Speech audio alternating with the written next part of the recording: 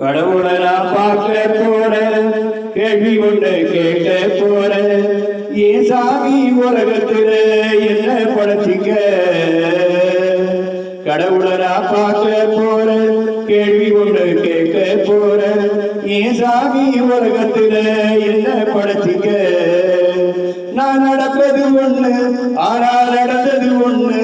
நினைச்சா கலங்குது கண்ணு, தனியா புலம்புது ரெண்டு. பணம் இருக்கும் மனிதரிதானே உலகம் மதிக்குது. நல்ல குணம் இருந்தும் பணம் இல்லை என்றால் ஒதுக்கி வைக்குது.